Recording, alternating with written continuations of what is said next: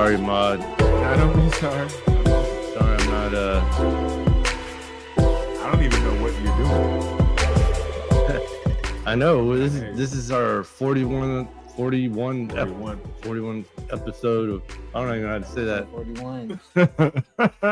41. It is the 41. 41. I was trying to say like 41. Or 41st. Yeah, or 40. Yeah, we could say 41st. Yeah. So, welcome everybody. We are live late night. Sorry for almost didn't happen, but no, sorry. Still feel bad. So we have Donevin Manuel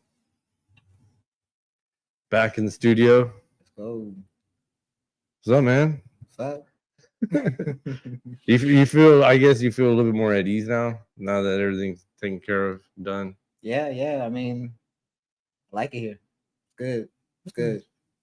Because the karate combat card happened last month. That was in January, the end of January. No, well, it's March now. So yeah, we'll say months. It's like the beginning of March. So it was a little over a month ago. A little over a month ago.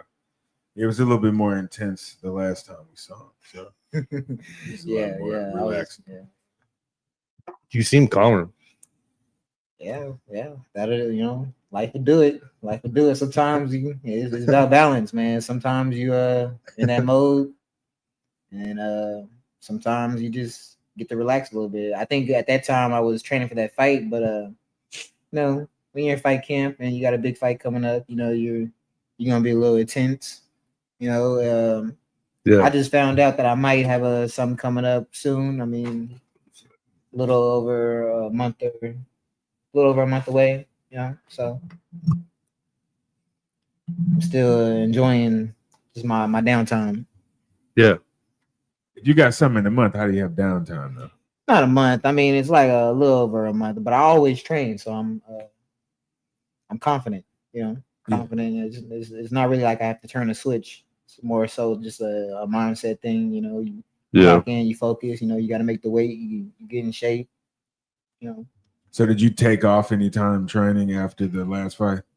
No, I mean, I was always doing something. I was going to jiu-jitsu, training with my guy Marco, or training over at the House of Dragons, going sparring over at War, constantly doing something. Even if I take a day here, it's rare that I take a full day. I might work out in the morning or I might work out at night, but it's rare that I just take a full day off outside of my schedule. Yeah. Even if I'm not necessarily in camp, I still like to go through the motions, Right. Did you treat yourself to a good meal though? Plenty. Okay, good. Plenty. Plenty. Okay, good. That's all. It's hard. I mean, after you restrict yourself, you want to go crazy. You want to go crazy. But this last fight for Karate Combat, I was going up a weight class or two, so I didn't really have to do too much restricting. Yeah. So that's the good thing about it, is that I didn't go too out of control, but it was just like, okay, I can't go too crazy. And then after the fight, it wasn't like a big feeling that I had to indulge, So that's good. But I do have another fight coming up, and it should be at my weight class. Okay. So I will have to cut back a little bit. 155. 45. 145. Yeah. Okay. Damn, 145. Where are you at right now? Right now, I'm probably like in the high 60s. Oh, okay. That ain't too bad. Yeah. 20. Yeah, 20. Yeah, probably 20. 20 something like that. 20 something, yeah. 20 something. I mean, but you know how to do that. You just run it off. You run. I could do 10. I could do 10 in a day. I could do 10 tomorrow. Yeah. Yeah, tomorrow. 10 is really nothing. People don't understand how much water you can really sweat out. Like, they don't really understand how much water is really in your muscles, in your body. And once you understand that, you're like, man, I'm okay. Just keep moving, basically. Keep moving. Like, if you really ever had a good workout and then you take off your shirt, you know exactly what I mean. Yeah. No. Well, I mean, definitely when you're shooting for something and you're working out. Yeah, you're in the zone. So like 10 pounds in a day, it's good. I usually do 10 just by getting my body weight down naturally. Right. Walking, running, working out, dieting, exercise. Get the body weight down naturally, and then leave the rest to God. Yeah. Yeah, a lot of that's just being young and having a good metabolism. So when you showed up in Miami, did you did you show up a few days before or before the fight or a week before the fight? I showed up probably like if the fight was on Friday night. I believe I showed up Monday morning because it was the freeze that happened at that time. So all the airports So you skipped it. All the airports and everything were getting ready to shut down. So I called Karate Combat and I let them know, and they got us on the flight about a week out. Yeah.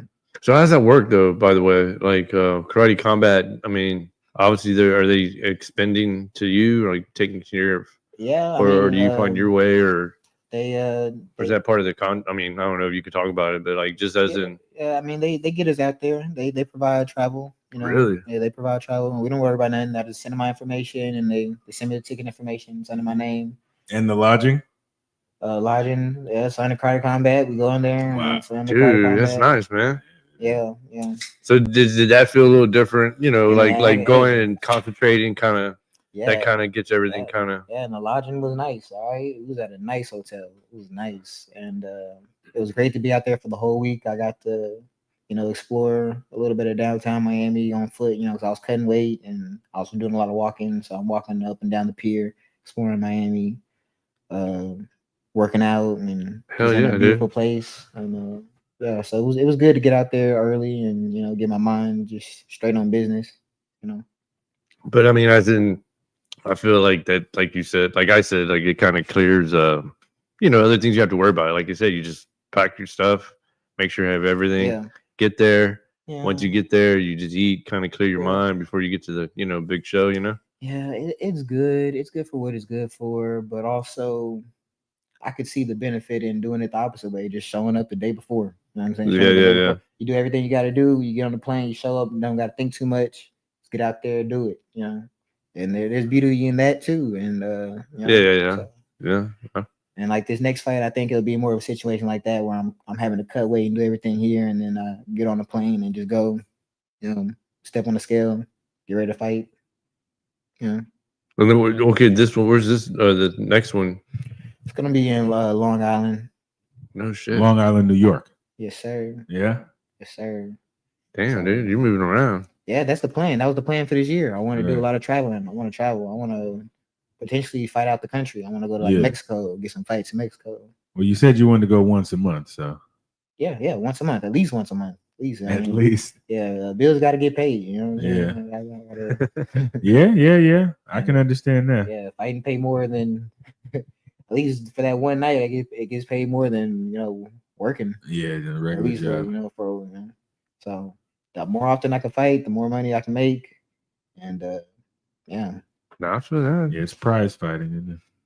Yeah, but also I need to fight right now. Like right now is the best time to fight when you're younger, you're healthy. Right. In the future when you can afford to fight less, you're making a little bit more money, you can afford to, and it's good for your health. Yeah.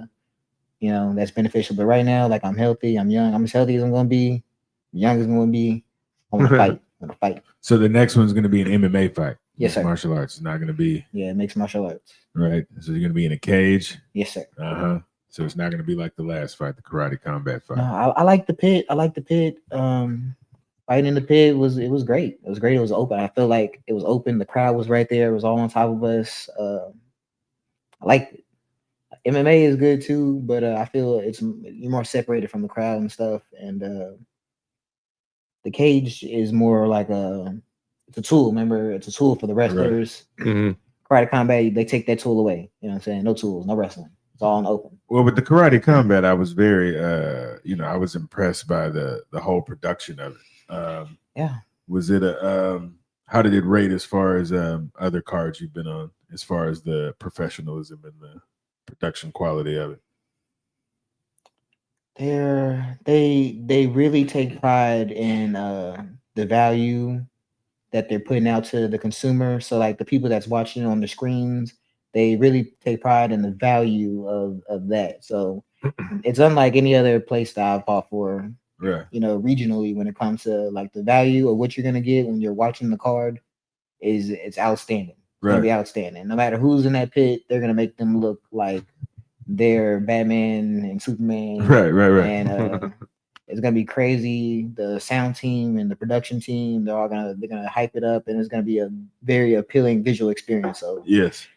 behind scenes, they're good people. They put us in a good hotel, and they give us accessibility to places we need to go to, take care of us. I mean, it's a good show. It's a good show. Fury, I usually fight for Fury, locally, right. and Fury takes care of me. Yeah. I love Fury. Fury's great. Yeah, a lot of people talk I good about Fury. I mean, I'm spoiled because I get to fight for these outstanding promotions, these outstanding Nah, shows. yeah, man. Right. Nah. A lot of people don't have those opportunities. They don't have a Fury just in their backyard. They Exactly. don't get calls to fight for Credit Combat. Right. And so I mean, I'm blessed with just great shows around Right. me. They're highly professional, and So would you want to fight in that pit again? And is there anything that that was your first time fighting in the pit like that? It was my first time fighting in the pit, and what'd you learn from it? Is there anything you do different? yes, I would do a lot of things differently. It's that's my first time really doing like a straight striking Right. fight. I usually do MMA, and that's what I train for. Yes, I'm a striker, but I'm used to fighting against wrestlers that want to take me down, and I'm striking against them. Mm-hmm. And my first time going with somebody else that was there striking with me and a little bit bigger than me. My style necessarily didn't carry over the way that I wanted to carry over, but it helped me evolve my style even further. So it was a great experience, but I would do some things differently if I fall in the pit again. And yes, I will. You will see me fight in the pit again. Yeah, Right. probably sooner than later. Yeah, of course. I'll probably fight in there at my weight class, and yeah. So how were you able to, like, in training? How were you able to?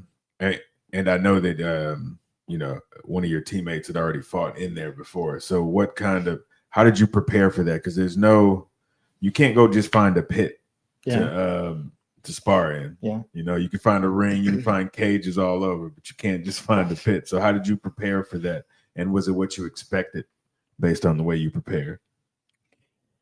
You can't really replicate the pit without building one. Right. And that's a task in itself. So I really stayed away from wall work and cage work altogether, honestly, and just focus more on open space and not necessarily backing up, but going forward. Right. So that really helped me out in the fight. Actually, I was never in a situation where I was back against the pit and really having to figure that out. It was more so just about space and movement, and that helped me, overcome that. No, you stood your ground the whole fight. Yeah. You stood. You stayed always in the center, from what I saw. I mean, but yeah, because I know from the cage, like you said, you have that, and then you fall up that steep in the back, and I don't know. You can actually go up it, like you can go up it. He at one point in the fight, he actually ran.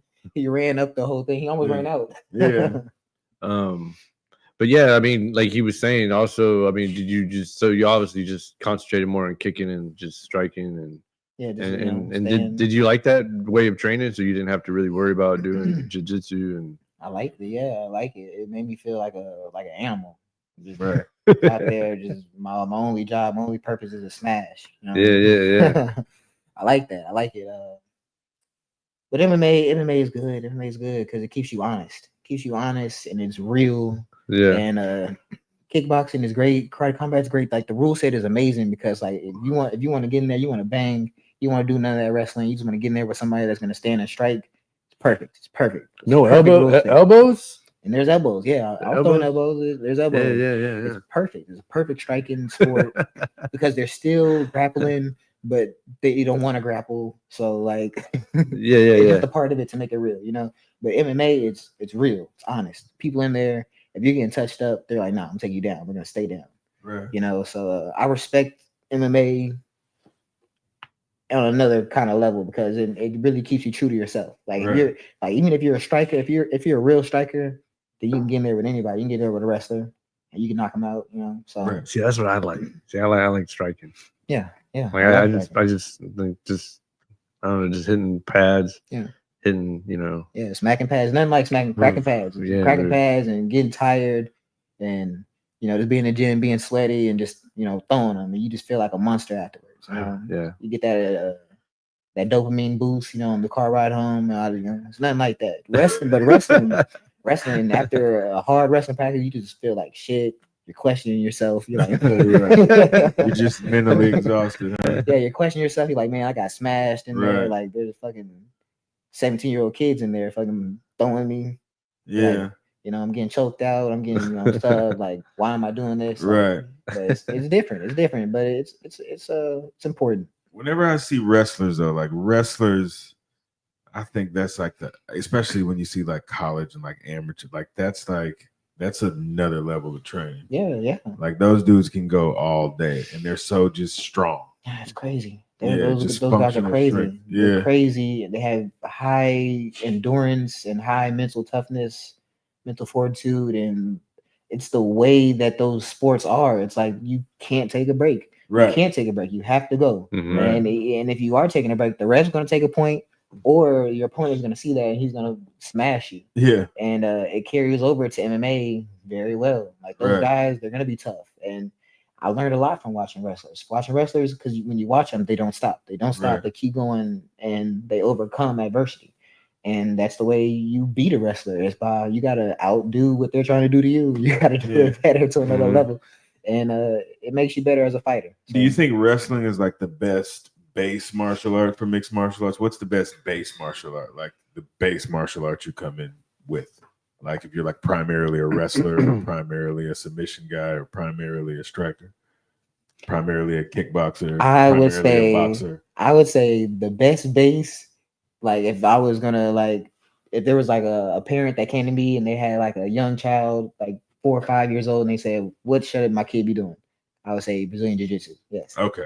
Brazilian That's Jiu-Jitsu. the best base for him, man. Not for everybody. Not for everybody. For a young child, Brazilian Jiu-Jitsu. For somebody like me who started this when they were 21 years old, 20 years old, I would say Muay Thai. Okay. Because Jiu-Jitsu takes the longest to get a grasp on, and it takes the longest to learn. And a child, their brain, they learn things at a faster rate and at a more artistic and flowy, way than adults do. Like the way they learn something they don't learn it because somebody taught it to them. They learn it because they did it and it just makes sense to them. Right. Like that's all they knew. And somebody showed it to them and they started doing it and it just makes sense to them. So like jiu-jitsu to them is like a language. Right. So when you start a child really young, and then the average adult starts jiu-jitsu, it takes them like probably 10 years to get a black belt. If you put your child in jiu-jitsu from ages 5 to 15, he's already been there for 10 years. Okay. He's better than most adult men. Right. And then he keeps going. He's going to be probably a young black belt.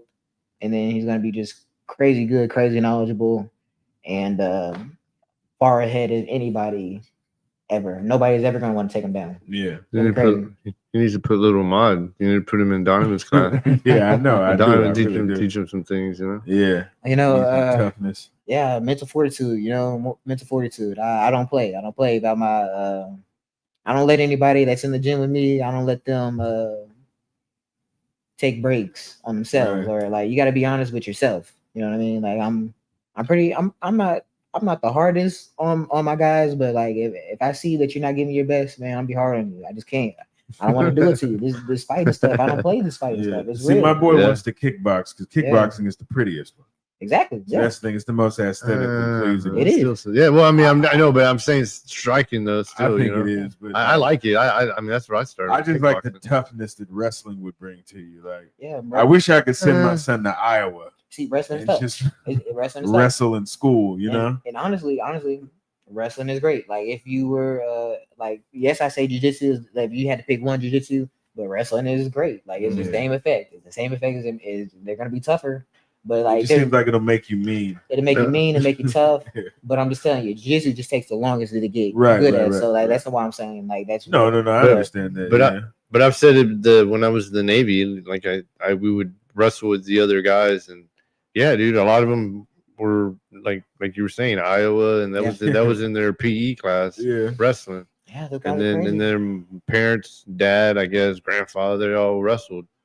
And then I'm like, what the fuck? I know, like it's a whole nother culture. Then I'm like, what? They're like, yeah, bro, we had it in in school. That was Yeah. like middle school to high school. I'm like, what the fuck, man? Yeah. I wish we had like jiu-jitsu or like wrestling in high school. That would be Yeah, fucking that'd badass. imagine we had like boxing. That would be cool too. We just had boxing in school, and everybody learned how to do a little head movement. Like you didn't have to necessarily fight, but they had maybe like an Everybody amateur be fight fighting. team at the school. You could do it. You know, Yeah, but some places they do have boxing though. You know, it'd be a good thing. You know? I mean, we just got wrestling in Texas. Like they Yeah. didn't have wrestling in Texas, but my old At least ass every was school should have wrestling. Like my high school Yeah. didn't have wrestling. I didn't like that, man. I mean, I wish I would have had something like wrestling in high Yeah. school. But I say, like, for somebody like my age, when I first started, if you want to be a professional fighter, go into Muay Thai, because Right. you're not gonna catch up to anybody that's doing jiu-jitsu. Just go into Muay Thai and do jiu-jitsu and do it often and show up, but put all your eggs in Muay Thai. Like go crazy in Muay Thai, and then when you get your fundamentals of Muay Thai down, go into boxing, Right. and then go into karate and go into the martial arts, because you're never gonna catch up to anybody that wrestled in high school. Yeah. You're never gonna catch up to anybody I that agree. done jiu-jitsu for more than I 5 agree. years Right. at the time. You're never gonna catch up to them. Right. So, but you Might be able to strike him, knock might him be able to out. knock them out. Right. Yeah. That's what I was yeah. saying. You know, have You something always in have your, a puncher's chance in it. I always feel you have something in your toolbox. Yeah, you know, you can knock one them of out. Like train the other martial arts, but you got to put all your eggs in knocking them out. there's this actor that I always used to watch. You ever heard of him, John Cusack? No, I doubt it. you ever remember the you ever see the thing where they put like a boom box above their head? Yeah. And they got it from that guy from this movie called Say Anything. Okay. So but even in that movie, You seen that? No. Oh, exactly. But I the know he boom was box, just. I know he's talking about. well, the yeah, but Oh, you were but just holding the boombox. Yeah. Okay. yeah, that's what I say. Everybody knows that. You know, I would think. Do So- they? Yeah. Okay. All right. That's cool. Okay. Not everybody, but me. But Yeah. but when I was younger, Okay. I don't know. I guess I read somewhere that he was studying kickboxing off to the side. He was an actor, but he was kind of, and he was like 6'1", 6'3", kind of lanky and into kickboxing. And then coming to find out later, he did another movie years later called Grosse Point Blank. I remember And that then that movie, he actually had his instructor. I guess it would be somebody like your buddies, Esparzas or something. Like come, y'all do a movie together. Yeah. And then like, Which is not far fetched. Not far fetched. no, but I mean they Yeah, have so no. they were able to choreograph a real People good. back then got into martial arts so they could be in movies. Yeah. Well, I mean, but these guys, I mean, he did it smart. He I'm sure he had been training with them during Say Anything, Uh-huh. and this guy was known in California. I posted his fight scene that they choreographed, but it was a cool fight scene. And so, anyways, but the other guy they got into, like you said, first he was kickboxing, and there was jiu-jitsu, wrestling, and this dude, his instructor had like a bunch of martial arts under his belt. But I always just thought it was cool because, you know, like you were saying, you know, you got to start and.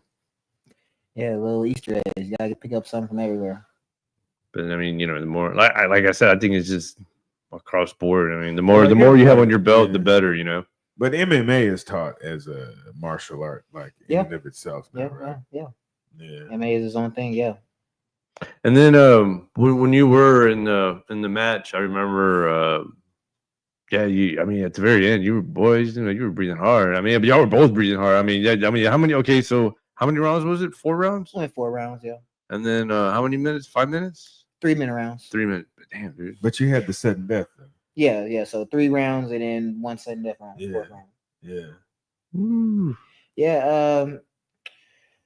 Yeah, I was tired, man. I was Did tired. that- I mean, it was one of those good. I mean, it But wasn't was it like that you were a big bad space, tired. though? It was, huh? It was in that big space that contributed to being tired. No, it was just like Just the fact- all the striking, right? Yeah, like we're going. Like it's 3-minute rounds. So like the Uh-huh. guy, when it's a 3-minute round, you're going because 3 minutes is not a long time. Yeah. Like MMA fights are 5-minute rounds. Professional fights are 5-minute rounds, Right. and in those 5 minutes, a lot can happen. You know, and the rounds they fly by. 3 minutes is not enough time. 1 minute down in that round when y'all just filling each other out. There's only 2 minutes left in the round. Yeah. I have one good flurry. It's only 1 minute left in the round. You know, so like you gotta go. So we were going, and then you know I was throwing hard. Oh no, And, you were. Yeah. By the fourth round, I was pretty tired, but I was still going. I was going. I had it in me. Like I wasn't. I could have won the fifth round, really. No, I mean, because even when I would spar, and you know how it goes. You spar and you get tired, Yeah. and then it seems like the end of the last minute seems longer because you're just tired. You're like, Yeah. damn. Yeah. And then you're just like, ugh. And then I don't know. I always felt like it just seems like it draws out a little, like when you're, Yeah. because the guy's tired too. But then if he has something up his sleeve, then you're like, damn, you got to be prepped and ready. If you're getting fucked up, it's gonna be long. It's gonna be long. It could be 10 seconds. It's gonna be the longest 10 seconds of your life. If you get, if that guy is making you work, you know what I mean. Personally, I have a high endurance. Like I have pretty high endurance, high cardio. Like I get tired too. Like I spar and I be at the gym, and it doesn't matter who's in front of me. I get tired. Yeah, of course. And but I feel like for that fight, I was ready. The fourth round, I was, I still had a lot in me. I was going, and I feel like I had more than him. I feel like I could have won a fifth round. If he would have won a fifth round, he would have fell out. Yeah, he was tired. Yeah, he did seem a lot bigger. Yeah, I mean, by nature he was bigger, but I mean, I just mean just like yeah, the midsection. He was soft. He had a soft midsection. Like it was soft. I'm not like that. Right. But he had more experience in the karate combat, of course. Yeah, how many fights did he have in karate combat? I think that was his fourth fight in karate combat. I'm sure that had so of course it did help him. He already knew everything to train for because yeah. So was your teammate who had fought in it before where the incident occurred? Yeah. Was he able to I don't know, what did he tell you about it? What sort of preparation did he suggest?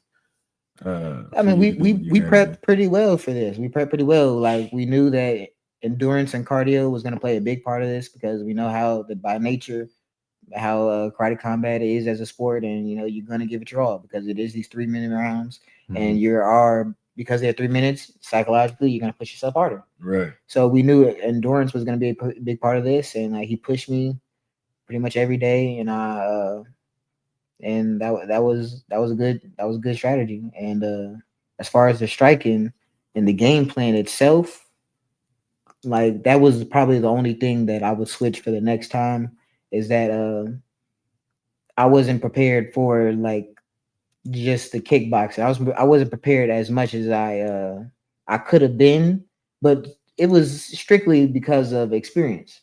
Not necessarily because of lack of training, but just the experience of doing the kickboxing. Right. And it's different than MMA. It's a different sport, completely different sport. But I like it. You're gonna see me in there again. If, next time you see me, I'm gonna fix the little things that I have, because like when I fight, I don't fight to win. I fight to dominate my opponents. You know what I mean? So that's So so moving forward, to the next fight, it's going to be MMA. So can you so what information can you give about that? I mean, I have an opponent. I don't necessarily have a contract. It's a name. They gave me a name, and I said yes. The guy that they gave me, I mean, any one of those guys in that area, New York, that whole Northeast, right? They're gonna be good wrestlers, Okay. That's what they push up there. They're gonna be good wrestlers, and they have good boxing up there. So any one of those guys is probably gonna be a decent enough wrestler. The name that they sent me, nothing really sticks out about him other than the fact that he said yes. Okay. He said yes, so he thinks he can win. Right. So how many fights does he have? I think this is his second professional fight. Okay. He probably had about maybe 7 or 8 amateur fights. Okay. Yeah. So how do you scout this guy? Do you? I watched a couple of his fights. I looked up his resume, saw how he won his fights, saw how he lost his fights. Watched a couple. I didn't really do too much digging yet because I ain't signed no contract or nothing. Right. I don't really do all that until I get a contract, because people pull out, people don't sign the contract, they find you a new opponent, So, but any one of those guys, I would watch video. I would look them up, see how they win their fights, see how they lose their fights. I a couple of their losses, Right. watch a couple of the wins, see what patterns I see, and find out what's the best strategy for me moving forward, whether that be pressuring with the hands or kickbox with them, keep my range, or whether that be on the inside, wrestle, take them down, beat them up. See, that's the advantage nowadays, though. Can you imagine, like, I mean, just 20 years ago, like you can just Google the guy's name, they give you a name, and you can scout him right there. You get all of his fights on right YouTube within 5 minutes. Yeah, within 5 minutes. Within 5 minutes, You get his what's it, box rec or whatever that database, and it shows all his fights. You can find out where he went to school. Yeah, you can find out everything. You find out where he lives. Really, I know. Like nobody can really sneak up on anybody anymore. What gym he goes to, exactly. Who his training partners are. You find out everything you want to know about. Everything. Yeah. So it's almost like you. Back in the day, man, they didn't have none of that. They just they gave you a name. Yeah, they gave you a name, and you had to go maybe find some film on him. Maybe ask him to give you some, like Yeah. football coaches. Y'all want to trade? We can exchange some tape. Yeah. He's going to give you that's a smart way to worst do it. fight. That's a smart way to do it. Yeah, but I would just imagine, like, especially MMA back in the day, fools would just show up and they had no idea who they were fighting. Yeah, no, well, man, my mentor before, one of my old mentors, he had a story that he would tell me of how he would just show up. He showed up and it was a room, and they were literally just matching people up by how they looked. And really, like it was a room full of fighters, and there was one guy in there, and he was just looking around and said, "Okay, you fight you. Okay, y'all look like the same size. Y'all fight each other. Yeah. All right. Okay, who else is there? Y'all got a paid event. I don't know if he got paid for it, but okay. I don't know about that. But it was a professional fight. Yeah, professional fight. But back then they didn't really have amateur, so it was all professional. Yeah, exactly. So that's crazy. That's crazy. Imagine you just show up and there's a room full of guys. Like they say, okay, the fight's on the 13th, and if you want to fight, show up. I know, it's like Tough Man or something. And everybody just shows up, and then they just size y'all up in the room. Say, okay, y'all about the same size. Y'all fight. All right, y'all two about the same size. Okay, y'all fight. Yeah. He looks like he's got about 30 pounds on you. You want to fight him? Yes or no? You go, yes. If you're a dog, you say yes. Yeah, and all those guys were real pioneers, and they really took it so that you could go to these nice promotions and get flown to Miami. Yeah. And all that. Those guys were driving to Biloxi, Mississippi overnight. Did you watch the what was it, Perrier and Torres fight, the female? Oh, yes, I was there. Yeah. Yes, I was Pereira. there. Yeah, Pereira and Yeah. I was there. I met both of them. Oh, really? I met both of them. I had conversations with both of them. Shama. Pierre was there himself. The man was there himself. I talked to him a little bit. He's cool. His team was there. It's cool. Yeah, that coach is pretty interesting. It's so strange. And I'm not saying anything bad about anybody, but it's so strange when you see when you're at the fight and you see the matchup, and then you can immediately tell that, man, this girl should not be in there with her. Yeah. Oh, you see it up close. Yeah, but it wasn't like she didn't have the resume. It was just like the aura that was given off. Yeah. From Pierre versus her opponent, I was like, this girl should not, because she didn't have the confidence. Yeah, it went pretty quick, right? Yeah. She got touched up pretty quick, and the girl, she had decent hands. That was her, I thought she had any kind of advantage, she had decent hands. But Pierre, she's a fierce woman. She's fierce. Yeah, she's in that blood, man. Yeah. It was kind of the same thing with the heavyweight, Desponge. He fought for Fury. He had a bunch of knockouts for Fury. Yeah. Bellis. Yeah. You were there for that one too. Yeah, I've seen a couple of his fights. I saw a couple of his fights for Fury, a couple of his fights for Karate Combat. This guy, he's crazy, man. He's knocking everybody out. But we just see him, and then you see his opponent, and you see the way they talk and the way they're interacting. It's like, yeah, you already know that one too, huh? It's like, man, come on, if you don't do that. I want you to at least convince me that you are confident enough to knock this man out, because everybody knows he's confident. He's giving off the confidence. He's doing the whole thing, and then you're just giving me nothing. Yeah, hard. he got dropped from UFC from Yeah. that match. We were talking about it last time. I don't know. He got pushed pretty fast. I mean, I think he got pushed Yeah, pretty fast. but he didn't. Yeah, he didn't have any jiu-jitsu or anything or any wrestling. He got pushed pretty fast. I mean, what can you do in that situation? Like when you're him, you're knocking everybody out. You're gonna get pushed to the UFC, but because you're knocking everybody out, of course. But when you get there, you got to fight people who are actually like took a different path than you, that didn't knock everybody out, that had to work and had to grind. And but you know, but I think it goes back to like you were saying, a lot of like that guy, that opponent probably more likely, like you said, he had already did the jiu-jitsu or he had already did that, and then obviously he started off in striking. Yeah, he started off in striking. But when they matched those qualities on the either end, it didn't go in good. It didn't go well for that dude. Yeah, but Robellis, he's young, so he has time. Like I just think he got pushed pretty early. Like he's fighting Karate Combat right now. He's happy with Karate Combat. They're paying him well. You know, he has no reason to leave anytime soon. But I think he's still gonna be working on his jiu-jitsu and working on his ground game. Yeah. I mean, he's still. I mean, yeah, he still look good. He can make a comeback. Like I said, if anybody can, he can. He can do it. Yeah, and then obviously UFC 313 this weekend. Yeah. Who do you have from Gaethje to? Well, I guess that I don't know. I think Justin Gaethje, he's gonna end up probably winning that one, and then Gaethje, who's Gaethje fighting? He's fighting. He was gonna fight. He's fighting this dude that filled in. I feel like I know. He was gonna fight Hooker. He was gonna fight Hooker. Yeah, but then that Hooker broke his hand. Who's the guy? And then, but he's fought him, I think, twice already, either once or twice. Is he fighting Poirier? He's fighting Fiziev. Yeah. He's fighting Fiziev. He's fighting Fiziev. Oh man, I love Fiziev. Yeah. I love Fiziev. He's a dog. Wouldn't put it past him to put a hurting on Gaethje, but Gaethje is him. Yeah. You know, when it comes to that dog fight, and he's been there before many times, but he's coming off a knockout. Yeah.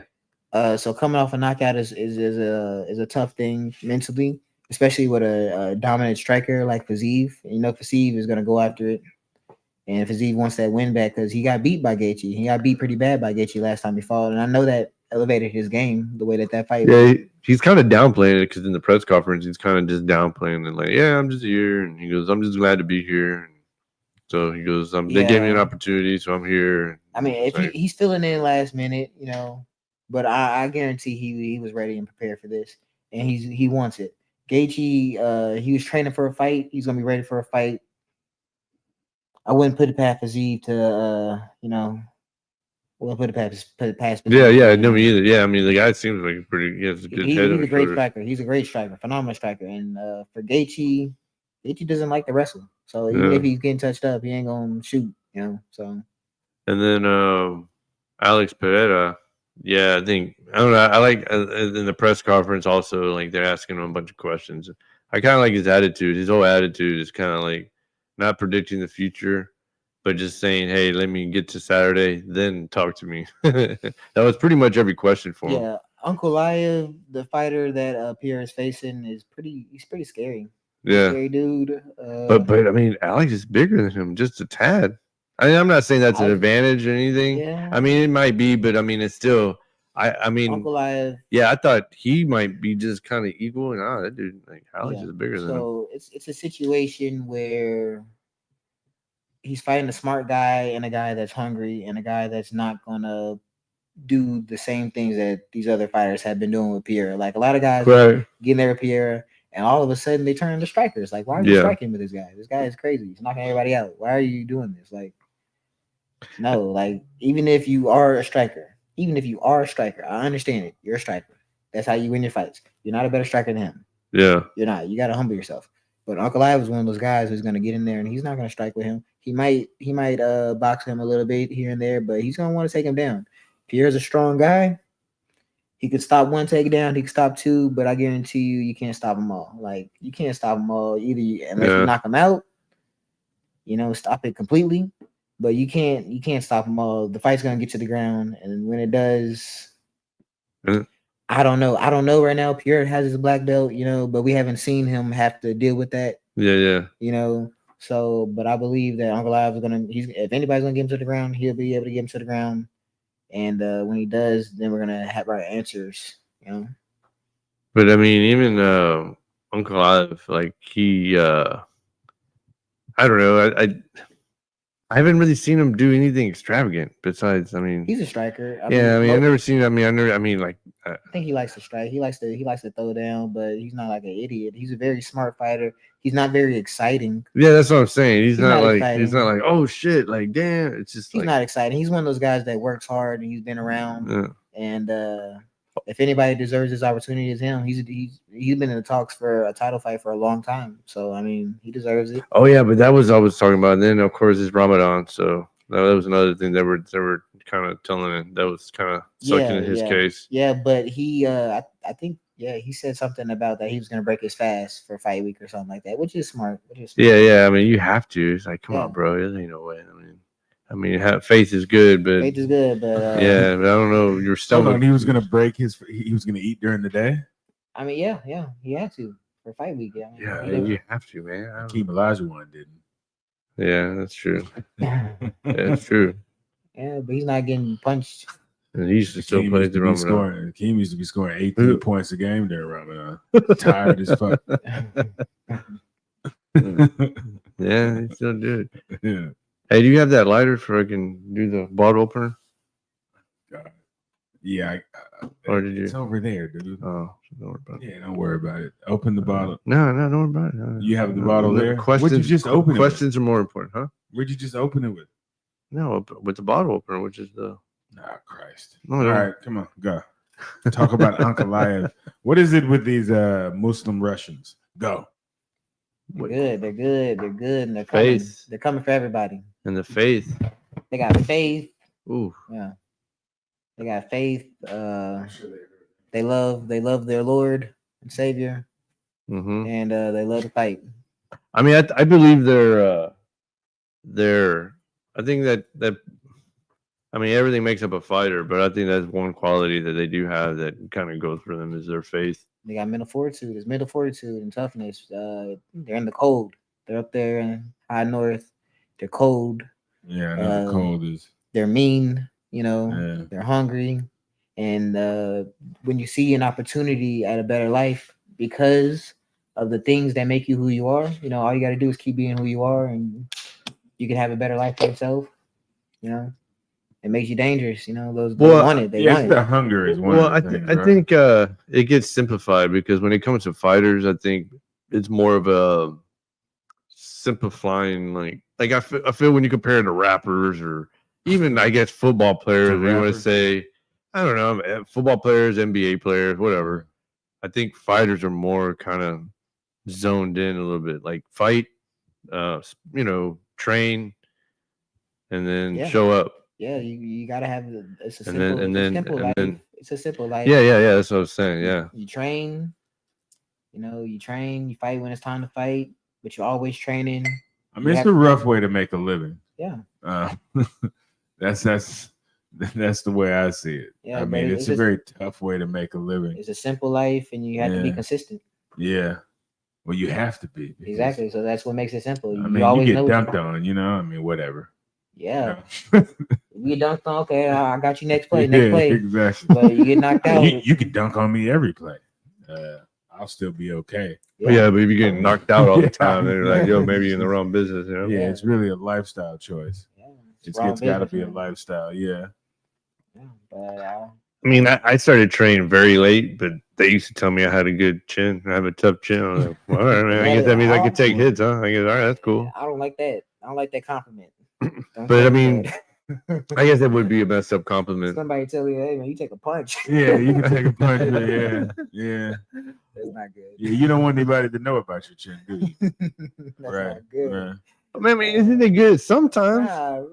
Yeah, but like if somebody just telling you, hey man, you took a fucking punch. Man. Yeah, it just means you take a lot of square shots. It's me, right? They've seen you take a lot of punches. I didn't get training until later on. So then when I would go in, sometimes I don't know. You better have a good chin. Yeah, it was paradigm. They're trustworthy, but I mean, I just like getting in the inside a lot. So when I get in the inside, yeah, things happen. Yeah, And yeah, then yeah. I'll still keep going in and still keep going in. Yeah, I remember you called me. Yeah, my knees hurt. I'm like, yeah, bitch. Like, what you talking about? Keep fighting. Yeah, what are you doing? Oh no, well, that was later on. That Yeah, was when you're me- 41. Yeah, Why? 40. No, that Why? was Why are 43 you- when that yeah, happened. Exactly. Why? It's even worse. Yeah, Fucking training That's 4 times a when week. Yeah, why are you doing that's when that? I chilled out. There's no reason to do that. I chilled out after None. that. You got a job. Yeah, I know he's getting paid. Like, so fuck that. Yeah, I'm gonna go up there and I'm gonna punch a fool and let him punch me. It's a good thing to But get you got, into. but you gotta know how to take a hit though. I only yeah, want to yeah. hit a bag. Yeah, no, look, you gotta know how all to I take a wanna hit. hit. And you gotta have Yeah. the confidence that you can take a hit, but you don't Yeah. want to take those hits. Nah, hell no. Yeah. It's not like I like enjoyed like like. Truthfully, it's I mean, taking a punch. All really taking a punch is all about is really keeping your eyes on your opponent. Mhm. It's the punches that you don't see are the ones that's gonna knock you out. You know what I mean? So like you can't be shelling up, you can't stiffen up. You gotta be loose, and you gotta keep Yeah. your eyes on your opponent. Like even if you're taking that punch, you gotta be looking at him. Like Yeah. you can probably take a pretty decent punch. It's really not even the hard punches that knock you out. It's just the ones you don't see. You don't see it coming. Boom, sleep. Yeah. No, I mean, So that means you got good eyes. I mean, you're on the inside. You're looking at them. You're square. I've always looked like dead center right here because I always felt like if you looked right here and then also the eyes, like here you can still see where the arms are coming in and the legs. It's pretty weird. And but like you're saying, I always felt looking forward at the fighter and not Yeah. like, of course, don't be looking when elsewhere. I'm training with people, it feels weird to like stare at them. So maybe I do like just look at their frame and maybe look at their chest. But when I'm fighting, when I'm actually fighting, I find myself actually like staring the person in their eyes. Oh wow! Yeah. I'm looking them right in their eyes. Yeah. I want to see their facial expressions. I want to see where they're looking. I want to see everything. Like I'm looking them right. We're like dead eye contact. Wow. But like when I'm training with people, that feels way too intimate. I don't want to be looking at you like. Right. Yeah. What is Yeah. the etiquette on that? I mean, Is there any established etiquette? Are there like- guys that only make eye contact? I feel like it's too intense. I don't want to make you feel intense. I don't want you Right. to feel like, oh, we're really fighting. Like, because I feel like that's some crazy stuff. Like somebody staring at you right in your Right. eyes. Like, Right. This man is fucking on one. Like, Yeah. Right. Right. Yeah. Nah, but in the actual fight, like I find myself like in those moments of consciousness, I find myself like, damn, looking him in his eyes, and I'm staring at him in his eyes. I'm looking at his facial expressions. I'm looking at where his eyes are looking. I'm looking at him. I'm thinking with my eyes. I'm looking off, and I'm doing stuff like that. But yeah. Yeah. No, I thought you were laughing. Yeah, I was. Yeah. Yeah. No, but I mean, Well, I'm just thinking about the etiquette of that, and I know. Okay, so what about the stare down? Yeah. Do you do the stare down? I mean, you're talking about looking somebody in the eyes, but is it true? Like when you avert the eyes, do you have to make eye contact if somebody's in your face making eye contact? Personally, I mean, I make eye contact, but I'm not just looking you in your eyes and breaking. Right. I'm not trying to do that. I'm looking at your facial expression. I'm checking you out a little bit, looking at you, looking inside your eyes, seeing like, do you really want to be here? Like how much do you really want to be here right now? Because I really want to be here. And Yeah, like that old Mike Tyson stare. Like right here in this moment, do you really want this as bad as I do? Like, and that's really what I'm looking for. I'm just looking at them, like testing their energy, because the eyes are the gateway to the soul. Right. So like I'm really like looking at you, and we in that moment we do connect, and we really understand each other and see how bad we want it. I never been in a stare down and looked at somebody and didn't get what I saw back. From them. You never saw somebody who was afraid. Nah, there's people that's afraid. Yeah, no, I've seen some people that's afraid, and they got in there, and I had the utmost confidence. In those fights, just going forward. Okay, but so you afraid somebody isn't a bad thing. Afraid is a bad thing because it's normal to be afraid. It's a fight. We're fighting. It's normal to be afraid. And when you're scared, what does a cat do when it's backed against a cat? It's gonna scratch any animal. You know what I mean? So they're gonna bring it, but like you should have the confidence to know, okay, like I just gotta bring it because they're one step already there. They're down themselves. Once you start bringing it to them, they're gonna start folding, But pre-fight. So like that's at the stare down. Pre-fight, like I'll look at them because I really want to see them. Like when the referee's about to say go, I'm looking at you. I'm looking at you in your eyes. I'm seeing you. I'm looking at you. Like, are you twitching? What are you doing with your hands? What are you doing with your feet? Like, I'm looking at you. I want to see exactly like exactly how you're feeling in this moment right now. And are you as hyped up as I'm hyped up? Right. Are you about to just come out and give it everything you got? Or are you about to be passive? What are you about to do? So I'm really staring people down. If I see them, and if in those moments you can kind of see when people are kind of not sure because they'll look away or they'll look a little nervous or they'll be like, man, what the fuck? Like, why is this guy fucking so intense? You know, so but sometimes they'll be right there with you. They'll be right there with you. And so you kind of know what you're gonna get back. So I I enjoy it, nice little stare down, So that translates into the actual fight. Yeah. Okay. 100%. I never been in a fight that it didn't. I mean, I just go back to there's that video of Mike Tyson seeing his opponent, and the guy's like, he's like doing this, moving side to side, and then Mike Tyson's eyes is just moving, it's just locked in. Yeah, it's not like I'm. I mean, he's locked in. Yeah, he's just locked in. No, I mean, but that's what I feel. I mean, I can only imagine. I mean, you come out, you hear people crowd. You've led up to this one moment, and but you see people like that. I mean, I think it's just you focus. You see people that's doing all the movement and the twitching and all that. That's energy. That's energy that they don't know how to control within themselves. Like even when I have conversations with people, like people at work or something like that, you kind of find yourself finding this energy, this nervous energy inside of you, and it causes you to maybe tap your foot or just sway. And and then when I identify it, I notice I'm like, okay, you take a breath and you just chill, and be like, man, like you gotta just have that inside. Like you can't release that energy. The energy that makes you want to fidget and twitch, like even before fights, pre-fight, you get that energy because it's your adrenaline pumping, going through the roof, hair sticking up off of your neck, but it makes you want to twitch. I see guys in the back, they just work out the whole time. They're shadow boxing, they're just sweating, and they're just making themselves nervous. But the best thing to do is just sit there, chill, breathe, be calm before the storm, because that energy is gonna come out. It's gonna come out, and especially if you save it, you hold it in, it's gonna come out. You don't gotta just expand it or waste it. I look at it as wasteful. It's wasteful energy when you doing all that twitchy, moving around, hyping yourself up. Just say that pre-fight, let it go. But when you're backstage, when you're at the face-off, the weigh-in, press conference, just chill. Yeah, Bobby Green is one of my favorite fighters, but I've seen him. Seems like it's like, damn, bro, you waste some energy. You waste a lot of energy. He's a crazy guy, man. He's crazy. But I mean, you've seen him. Remember, you've seen him do flips. He comes in, he'll spit stuff out of his mouth. I don't know. I've seen him do a few things. But I'm like, damn, bro, like you wasting energy, bro. Like some things work for some people. Like no, true. Imagine if you fight and you're winning. Imagine if you're winning, and every time, but you got that nervous energy, and you're letting it out, and you're just turning yourself up, hype yourself up. And that's what gets you in your mode. Hey, by all means, go do it. I don't think that's the way. Right. Yeah. Like you said, it's only for some people. The way. Yeah, different strokes. If it works for you, keep doing it. That's what I say. I don't care what it is. If it's working, keep doing it. If that left kick is gonna land every time, then hey. Are there guys in the back that you look at and you're like, the fuck, man? Yeah, every time. I'm like, what the fuck are you doing, bro? Like pre-fight, pretty much what I do every fight. Like I've had like 10 fights now. Yeah. Pretty much every fight, the first thing I do is find a corner and go there and lay down, put my hoodie on, put a shirt over my face, something over my face, and take a nap. Right. Pretty soon, like sometimes somebody will come over and kick me. They'll kick me. Like, hey, it's time to wrap your hands. Wrap my hands.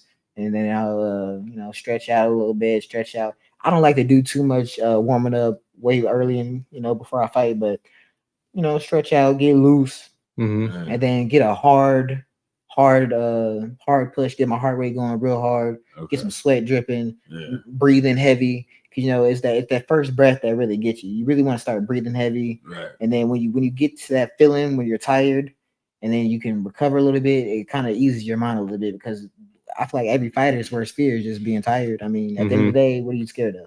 Getting tired and not being able to defend myself.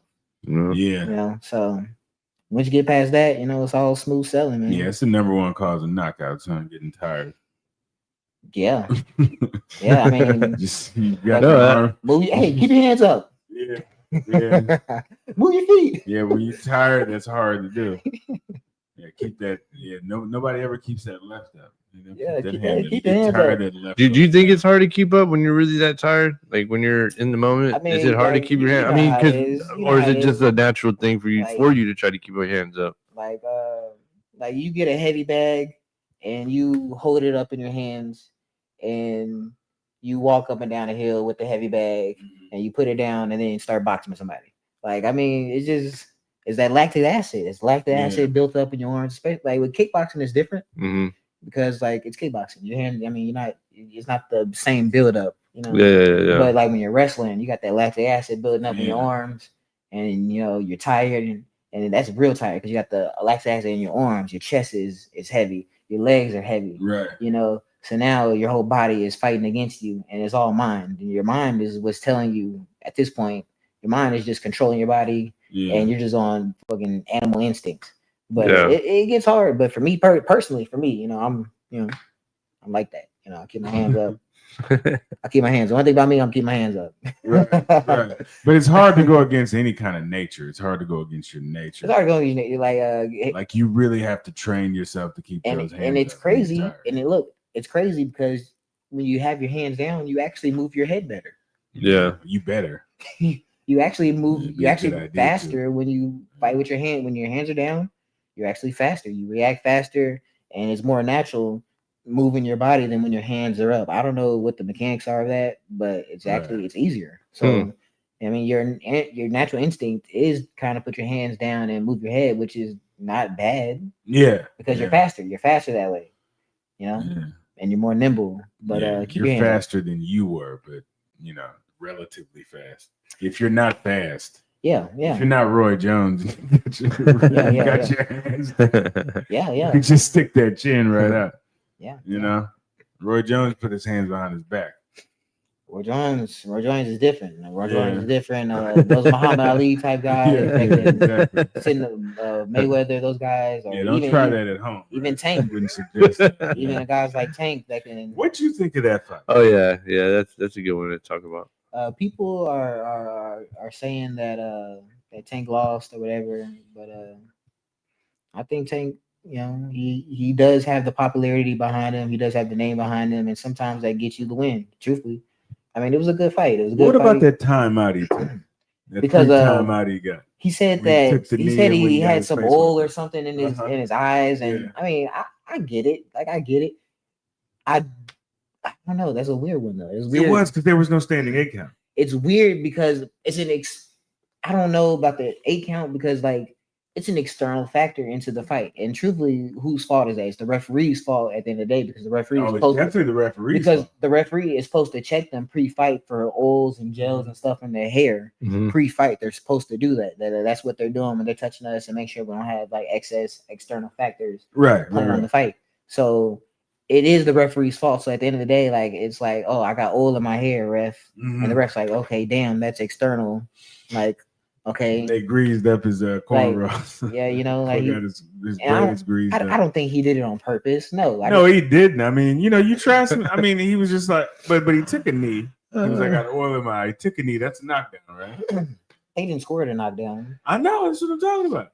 But so it's like he called timeout, like timeout. It's like a medical. And he came in and hit him up like right. Yeah, it's time in. Like there's supposed to be a standing 8 count. It's like a medical timeout. But you would think he would have known that. If I was fighting, well, it's the ref's fault ultimately. No, he said, but still, you got to be protected. You still can't count on that. If I was fighting, I would be mad about that. I would be pissed off. Yeah. I would be mad, but like at the same time, it's like I've been on the other side, and like you know, I had dreads. You know, I had my hair braided, and you know, sometimes, and I wear contacts too. So like, shit. But when I fight, I stop wearing contacts when I fight. I don't wear contacts when I fight. But if I wear contacts and I get oil in my contacts, it's over, man. It's done. Like I'm taking a knee, and I hope the ref can be like, damn, like yes, it's an external factor. Like this time out, right? Like, I would hope I had that same grace because, like, I've been in that position. Like, he's fought a number of times. I mean, you know, he's obviously not, you know, trying to take advantage of nothing. He just understands. True. Right. He understands the rules, and he has the name, so he's gonna, you know, do what he's gonna do. It seemed like everybody was confused on it. Like nobody knew the rules. Yeah, but like, I mean, you don't know what the conversation was going on inside the like the arena or the boxing ring, or whatever. Right. Like maybe pre-fight. maybe pre-fight he did tell the ref, I'm greased up in my hair. I just got my braids I got my braids done, you know. Yeah, Because you never know. You never know what happens behind. I've seen it before. Like guys, Right. they always pull the ref to the side and they tell them little things. I seen guys tell the ref like, "Hey, look, I'm gonna give it all I got this fight." So like, look, I seen guys that tell the ref, "Look, I'm gonna give it all I got this fight." Look, so if I'm out there and I look like I'm tired, I'm getting my ass whooped. Don't stop the fight. Really? Oh, really? So I thought he was gonna say like stop the fight. No. I seen guys be like, I might be tired, I might get my ass whooped, but look, See, I'm that giving makes it my sense, though. all right, don't stop the fight. I'm right where I want to Yeah. be. Yeah. That's And the crazy. ref gave him every chance in the book. Right. You know, so like sometimes you never know what he said behind closed doors. He might be like, "Yeah, I just got greased up. I got these locks. You know, if I might take a knee, wipe my eyes. You know, give me like 8 seconds, not too long, whatever." And they were like, "Okay, cool, you get one, Right. maybe." Yeah.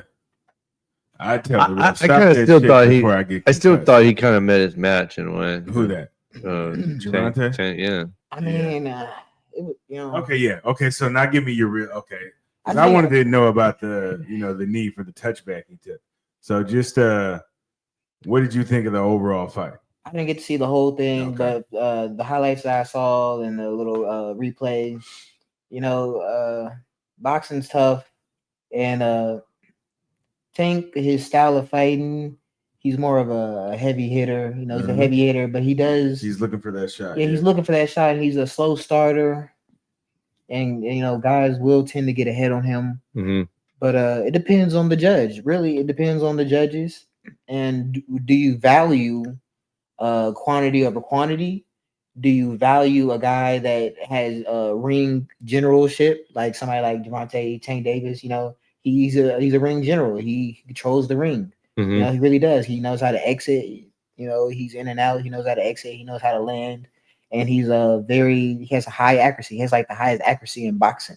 Yeah. You know, whenever he throws, he lands. Mm-hmm. You know, and sometimes it's not about like who touches the other person more. It's about like who's landing more effectively. It's about who's controlling the ring. You know, you could throw no punches in boxing and win.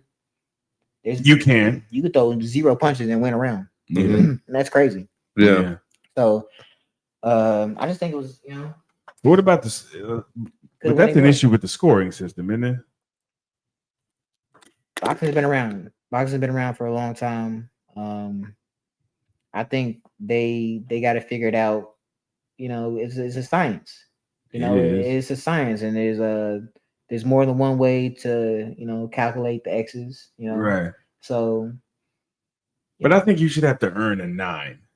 Like, you can get the shit beat out of you as long as you don't get knocked down. You still get a 9. Like if he got a 10 and he dominated you, why do you get a 9? Yeah. You know what I mean? That's the thing. Like, why? In MMA, it's a little different. In yeah, MMA. it's got to be a knockdown for it to be a 10-7 round. You know? Yeah, but MMA, even if I've seen boxing rounds where dudes didn't even get knocked down, but I'm like, that motherfucker deserved like a 2. He didn't deserve a 9 for that shit. You know? A 9 is crazy, right? Yeah, 9 is crazy. It's crazy. A 9 is crazy. And what is a 10 if he got a 9? A 10 is dominance. It's dominance, yeah, but it can be barely dominance. I can understand a 10-9 round when it's a 10-9 round, but like 10-8. And I love Reggie Johnson. Remember Reggie Johnson? He's from Houston. He was a boxer, middleweight boxer. I remember when he fought Roy Jones, and that was like the first fight where CompuBox a guy. Well, Roy Jones did it a couple times. That was like the first CompuBox round where a guy didn't land a punch. Yeah. Okay, so like it was literally like Roy Jones 27-0. Yeah. In punches landed, but that should have been a 10-0 round. But that shit was a 10-9. He didn't fall down, but why is it a 10-9? Well, because you gotta like for a 10-8, it has to be like a shutout. Mm-hmm. But I mean, I get it. Like, you shouldn't even get an 8 on a shutout. A shutout's a 0. A shutout is a 7, I think. I think a shutout is a 7. No, a knockdown's a 7. I think the lowest you can get is a 6. A 6, and that's what 2 knockdowns. Yeah. Right? That's 2 knockdowns. You get a 6. Yeah. If you get knocked down twice in 3 minutes, that sets it the most to 2. At the most. A 3 maybe. But you can't get a 6 for that shit. You got The score- come on, there- man. You fought 3 minutes. I You think- fell twice. You really should go home. I think 8s and 7s should be more common. They're being nice. They're being too nice. They're being nice. Like Yeah, it's like a participation trophy. It is. That's what it feels like. Yeah. How do I get a 9? How do you get a 9? I wouldn't even want to know. I think 8s and 7s should be more common, and Yeah, I think it should be I way think more open common. scoring should be more common. Like between every round, you should know. Like the judges should announce Right. who won that round I after know, every single exactly. round. Yeah. You should know. Yeah. If you're playing basketball, it's fucking score. It's Score right there. everywhere. It's right there. Yeah, you know exactly. And And then the fight- clock's not there. They Yeah. just put some fucking clappers. Yeah, look. 10 seconds left. In a fight, you should know the score. It makes Yeah, sense. you should know it, the score. it should yeah. make sense to know Exactly. the score because, Yeah. like in a basketball game, if you're down, you're not gonna be, sitting back and playing. Right, exactly. No, Exactly. come on, man. Yeah. You got to know the score. Yeah, because some bitches be getting knocked in the head. They don't remember the last round. Yeah, you So got they're to. like, yeah, I'm doing good. I'm all right. You should see up there. Oh shit, no. Yeah, no. Oh, It's damn. 56-50. I got to Yeah. get my shit together. Yeah, Yeah, and you should know the score. Yeah, you should. And if they're not going to put the score, then what's the point of having rounds? What's the point? Exactly. What's the point of What's the point? separating? Yeah, just You should just let the fight go. just let the fight It go. should just be a Just continuous fight fight. until somebody says, fuck it, I can't go no more. Yeah, 10, 12 I minute get it. round. I What's get the it. point in the organization? 15 because minutes. it's for entertainment. Because like Yeah. you want the fighters to take a breath and to be able to reset and And you Oh want yeah, to yeah. They're commercials. extending it. Yeah. it's for TV. But as far as like from a fight standpoint, it would make more sense for me to have an actual number standing right there because I know like okay, like oh no, I can't take a break this round. I gotta go. Yeah, I know. Or oh damn, I just whooped his ass for 2 rounds. I can Yeah. chill. Yeah, that's one of the problems with boxing. I think that's why it's not bigger. Like people like to see because there was a time when even football and basketball games you had to wait for the ass to show the score. Mhm. But then when Yeah. Fox just put it up there the whole time, the first year they did the NFL, and people were like, "Oh shit, Yeah, that's you can turn on the game." I used to turn on the game and be sitting like, "What the fuck is the score?" Yeah. And it's like 93, 94, you know? And you're watching that shit, you're like, I don't know what's going on. And then they put up a score and they go to commercial, like, oh shit, the Cowboys way up. Like, fuck this shit, I'm a turn. But you had no idea. Yeah. So so I think that's one of the things that like people like to know what's going on. So a lot of times you're watching boxing and people don't understand it. You know, people like everybody said that fight was dull.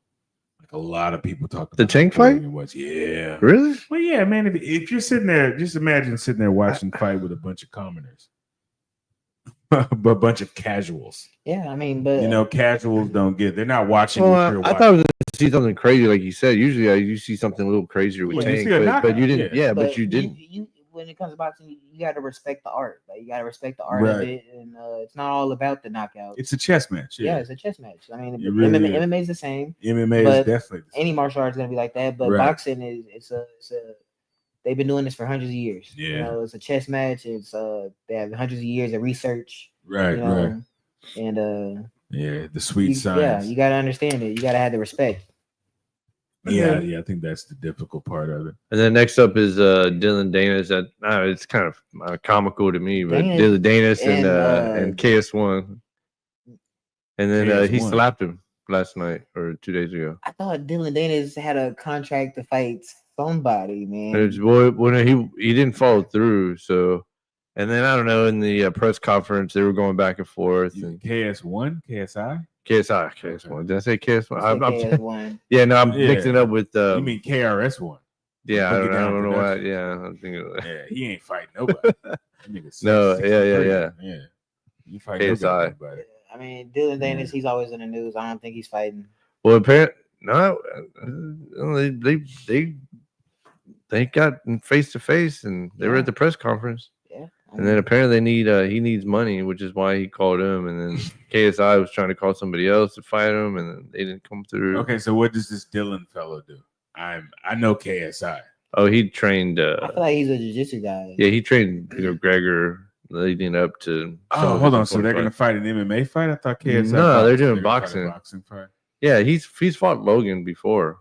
I know KSI, right? Or No, this no. Dylan guy. No, Dylan's fought. What? Logan. How did he do against Logan Paul's That the was okay. a joke. So Logan Paul's the wrestler now, right? Logan's the He's wrestler. the wrestler, yes. Yeah, Logan's the wrestler. Yeah. I used to love wrestling. Man. Who didn't? Yeah, it's your, yeah. I it's still love everybody's introduction to fighting. wrestling. Like in All the cool kids. shit, it's your introduction to it. And then you know, like if you actually get into fighting, you're like, If you oh, get into shit. fighting, yeah, but Yeah, eventually, but- like the veil comes off. Like Yeah. it's a point that you get to where you either go right or left. Yeah. You know, where people tell you, hey, you know, wrestling's fake, Right. and then you either take the blue pill and stay, you Yeah. know, and stay in the wonderland, or you take the Right. red pill and you're like, man, okay, I gotta watch UFC. You Yeah. know? Yeah. Yeah, And I took yeah. the blue pill, man. I took Right. the blue pill, and I feel you. I was I loving dig it. Yeah, kind of me. I was like, People told me you can it's only go fake. so I'm far. I'm like, shut up. I'm like, Shut up. No, it's not. I'm like, how is this fake? He just did a backflip. Yeah. I'm like fucking Arn Anderson. Like the fucking you take a spine buster. I'm like, man, Yeah. Batista did not just body slam that dude, and it's not fake. I'm not gonna lie. I the other day I got bored and I watched the '93 Royal Rumble, Yeah, 1993. I thought those were pretty cool because No. you see all the old guys come in, Macho Man, yeah. Randy Savage, yeah, Andre the Giant. It was pretty cool. And then I was just like, damn. it's cool. It's cool. I love. But that. like you said, I 16. I Yeah. think 14 or Well, my- 15. I think I took the blue pill. I was Yeah. like, My girlfriend took me to an Like- indie wrestling event in Yeah. Pasadena for my birthday. I How mean, was it was fucking fantastic. I want to go. I want to go to a Was local show. I want to insane. go to a local show. Yeah, you should. You know, Those fools lay it on the line. they go crazy. For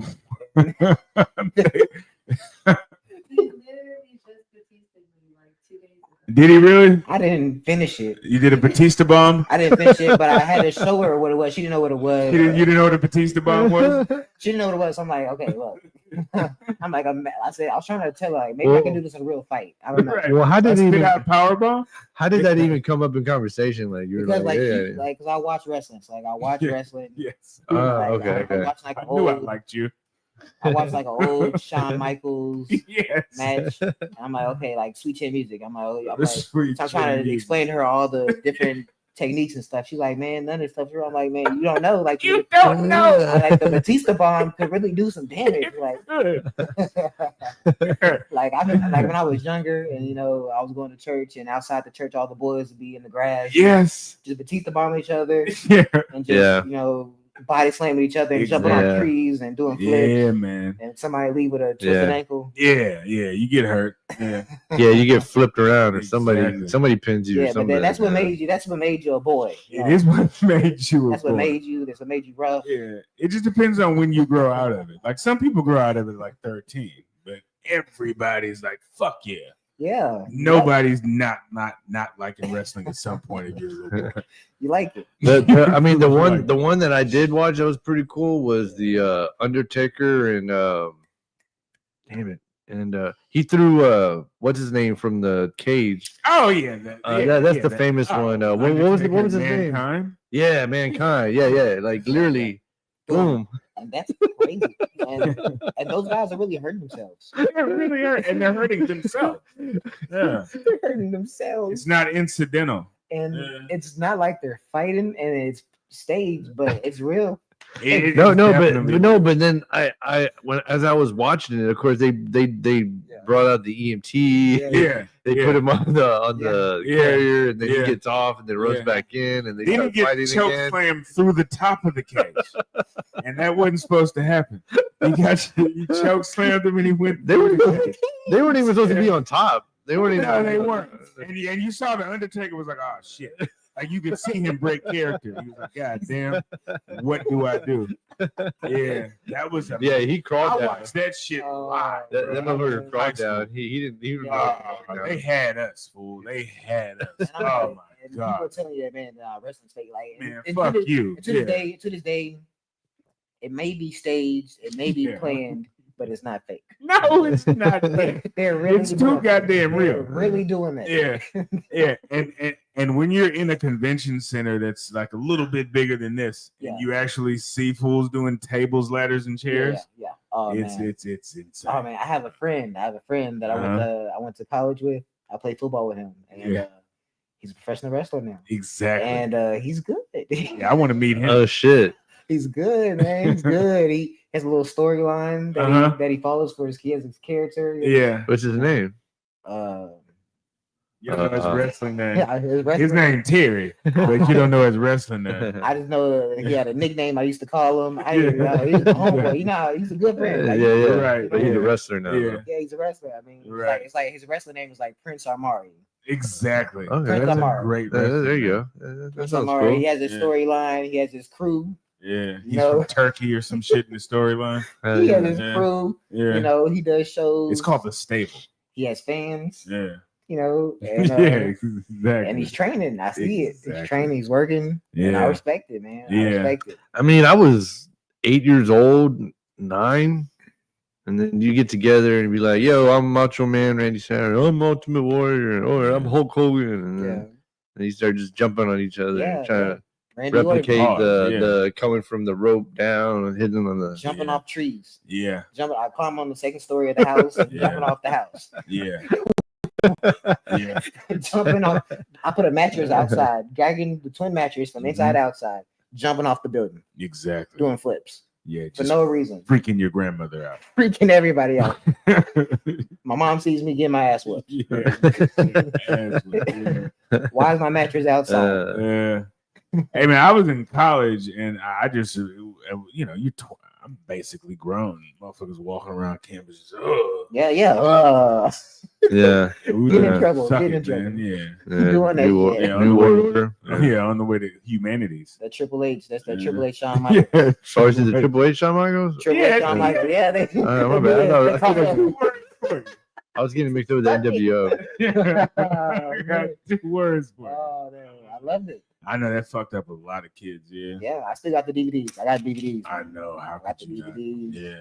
at my mom's house right now. I go Right. watch it. Ice Speed, or is his name I Ice? show speed. Yeah. He was Yeah, at the he- Royal Rumble. Yeah, that boy got hit Yeah. I pretty know. bad. That boy, Yeah. boy, I was like, damn, that he didn't see it coming either. No, yeah. You can see that, He yo, got that shit is speared, and they not threw fake. him out. Then he broke.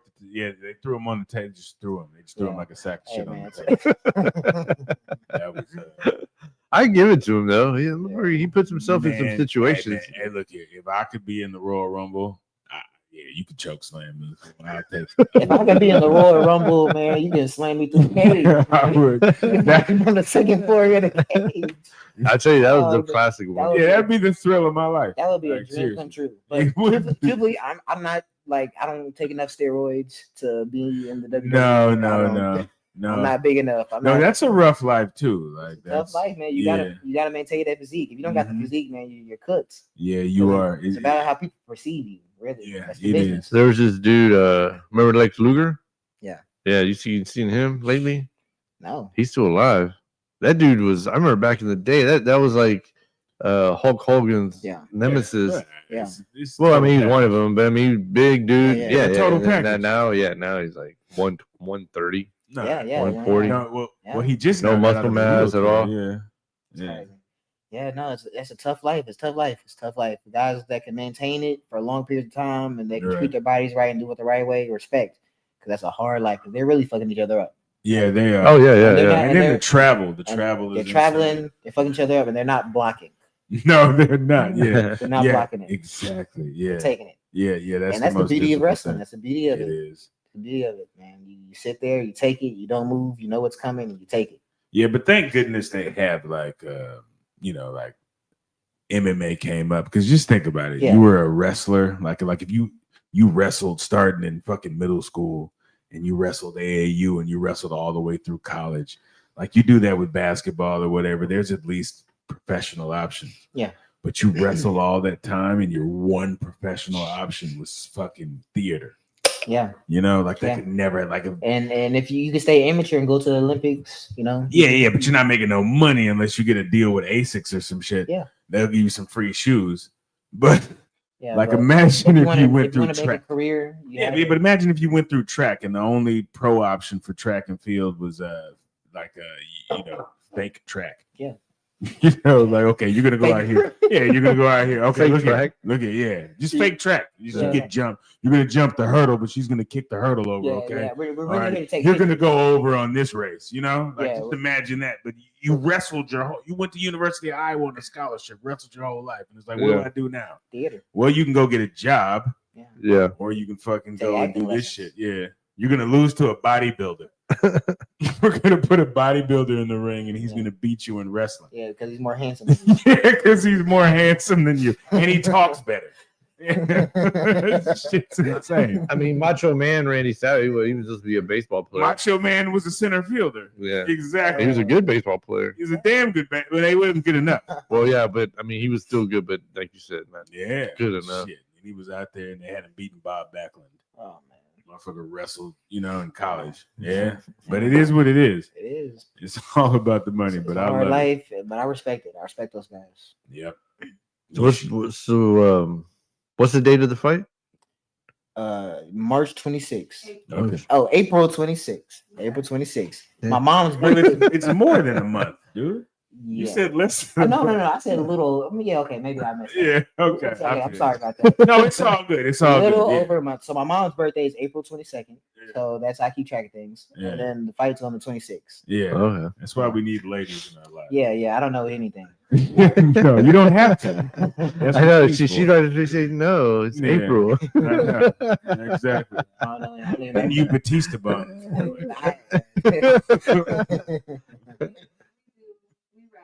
Okay. She likes it, she likes it, she trains a little bit. Not now, but she did in the past, and she's good. She's actually good. Okay. She's good, man. She's strong. She has Right. a low center of gravity. Uh-huh. She's strong. She has strong legs, man. Yeah. She's strong.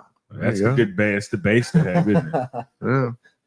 Exactly. Yeah. All right. So we're gonna be in Long Island. Do you know how we can watch it? Yeah. Is it gonna be Okay, see, now you gotta pull it out. So the name of this show is actually it's called Flex Fight Series. I don't think that they are on Fight Pass, but if you go to Flex Fight Series MMA, if you go to their Instagram, Okay. they do have their website and they have pay-per-view streaming through their website. I'm looking at right now. Oh, okay. So I'll click on the link for pay-per-view streaming. It takes you to soulstreaming.com. And it doesn't have any prices listed right now. But probably not too much, probably like a couple bucks, Yeah. But No, usually like usually ain't I too much. usually I fight on Fight Pass. So on Fight Pass you at least can make the Love Fight Pass. your 7-day free trial, Yeah. get a new email, another 7-day free trial, Yeah, no, but that's definitely helpful. Fight Pass. 'Cause- Yeah, I love Fight Pass. Yeah, it really is. But this show that I'm fighting for, I'm traveling, because I want to do more traveling. So I'm Mhm. going to New York and fighting for another show outside of the traditional organizations that I'm used to. But it's good because I want to see people from all over the country. I want to visit all over the country. And the opportunities that I can get from putting myself out there and traveling will be far more than, what's here. It is good competition. Like what I've got from fighting here and fighting for Fury is great competition and experience. My experience is going to be unmatched. Like I have the experience at this point to fight. I can fight with anybody on this stage and at this level. I can fight anybody. So it's unmatched That's without good, man. the value that I got from them. But it's just like they put on shows pretty often, but I just haven't had the best luck of maintaining opponents. Like I can't rely on just one show right now to give me all the fights that I want. Because I told you I want to fight often. I want to fight every Yeah. month. Mhm. And it's Well, hard to get thankfully, that. there's a lot of promotion. A lot of promotions, and I'm just, I just want to fight. So that's number one. Shit, well, you're definitely putting the work in for it. I mean, Yeah, I thought the karate combat was pretty badass. it was great. It was great. Well, let me ask you this: how do you find a promotion like this one? Did they reach out to you? So I through management, So you do have a manager. I have a manager, and I told him I sat down with him, had a conversation about my goals, and he knew that one thing that I wanted to do was travel, Okay, and he knew I wanted to fight often. gotcha. And then it didn't matter who it was. It really didn't matter. You just find me a fight. I want to fight often, and I want to travel. Okay, And he let me travel. So this is step one. Step one is traveling. I just got to win the fight. I win the fight. Boom, another opportunity maybe opens up here, opens up there, opens up there. Gotcha. And next thing you know, I'm fighting for belts for this show, fighting for a belt for this show, traveling out the country for this show. Like, I want to travel out the country and fight this year. I want to go somewhere like whether it be Mexico or go to promotion in Asia. Bali. There's a show I've been eyeing in Bali. I'm trying to tell my manager he needs to get his eyes on. I'm telling you, it would have been perfect if I would have won this fight for Karate Combat. I would have had that under my belt. I'll go back to MMA, fight MMA, and then go send my resume over to them. They go, okay, this guy, he got something, Right. But I'm keeping that option open. I want to go fight over there. So the show I've been eyeing over there that I want to go fight for. So I think that would be cool. In Bali. Yeah. Oh yeah. So keep my options open. I want to fight out the country, and right now we're taking baby steps. Long Island. Let's go to New York. Let's fight for New Yorkers. Yeah. Or Jersey. Is that New Jersey? No. Long Island, New York. New York. Mm-hmm. Okay. That's interesting though. It's a very odd, just that whole part of the world is weird the way they do things. Long Island's actually huge. It's huge. Do you know where as far as it's the biggest I know it's a part of another state. I just know Lower Manhattan and like what the other places. I just know about Lower Manhattan and Long Island's insane. Long Island is what town in Long Island is the fight? You just know it's Long Island. I just know Long Island. Yeah, you don't know which town it is. Okay, because there's different towns in Long Island. Like there's very rich, nice parts of Long Island. There's real like parts of Long Island that it's this Vider, Texas. Then there's really black parts of Long Island where like Flavor Flav and Chuck D are from. Yeah. Roosevelt. It's insane. It's its own state. Really. New York, like the area of New York is about the same as like Houston and the outer surrounding cities, I believe, or maybe a little bit bigger than that, maybe. Yeah. The population is denser. Well, the population is everybody's on top of each other. Yeah. Which is pretty crazy. Yeah, we're really man. I think it's kind of like you're saying. It's like Houston, but they're just on top of each other. Like we be hanging out. We go out to the patio and then we run into it's 20 people and shit. Yeah, New York's it's another place. Like if you count Long Island and all that shit, like it makes it. Well, I was always gonna say Manhattan's just so with everybody on top of each other. Yeah, and it's such a small part, but really, I mean. Yeah. Like you get the Queens and shit. You get houses and there's yards and things like that. It's just Manhattan's insane. And Long Island, parts of Long Island are just like country. Oh, you never been in New York then? Beach. I've been in New York once when I was about maybe 12 years old. Okay. For a school field trip, it was a theater field trip for my school. Maybe we was in New York City and we went to Broadway, saw a few shows in Broadway. I saw Matilda, which was phenomenal. Yeah, it's phenomenal.